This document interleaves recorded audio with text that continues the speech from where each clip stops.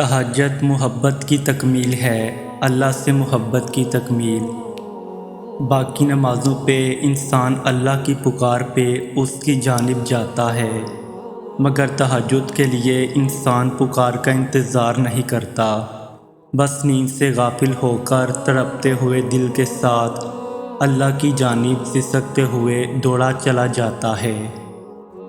شاید اسی لیے تہجد فرض عبادات کا حصہ نہیں بنائی گئی۔ یہ تو بس وہی پڑھ سکتا ہے جس کو اللہ سے عشق ہو گیا ہو، ایسا عشق جس کے بعد محبوب سے گفتگو کیے بغیر دل کہیں چین نہ پائے، ایسا عشق جس کے بعد محبوب کے ہر حکم پہ چپ چاپ سر کو جھکا لیا جائے۔ تبھی تو اللہ کی سب سے لاڈلی عبادت تہجد ہے، اور اس تک اللہ اپنے لاڈلے بندوں کو ہی رسائی دیتا ہے، کبھی غم دے کر تو کبھی راتوں کی نیند اڑا کر۔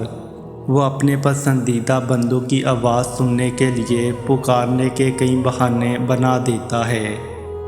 نہ آزمائش ہمیشہ رہتی ہے، نہ یہ مرحلہ مستقل ہے۔ وہ جو عادل ہے وہی کفیل بھی ہے، وہ جو دور لگ رہا ہے تمہیں وہ تمہارے قریب بھی ہے۔ وہ مانگی ہوئی کوئی دعا رد نہیں کرتا، وہ تہجد کے سجدوں کو کبھی ضائع نہیں کرتا، جہاں کسی کی پہنچ نہ ہو اور وہاں سے راستے نکال دیتا ہے۔ تہجد بہت طاقتور عبادت ہے، کیونکہ یہ ثواب یا گناہ کے خوف سے عاری ہے۔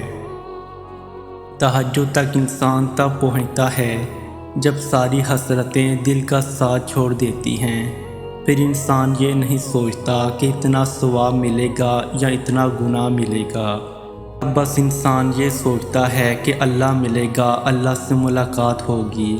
پھر تہجد کا پہلا سجدہ آخری سجدے کی طرح کیا جاتا ہے، جیسے ابھی جان نکل جائے گی، جیسے ابھی اللہ کی محبت دل سے پھٹ جائے گا۔ بس پھر ہم ہوتے ہیں اور اللہ ہوتا ہے، پھر وہ سب مکمل ہو جاتا ہے جو کبھی ادھورا رہ گیا ہو۔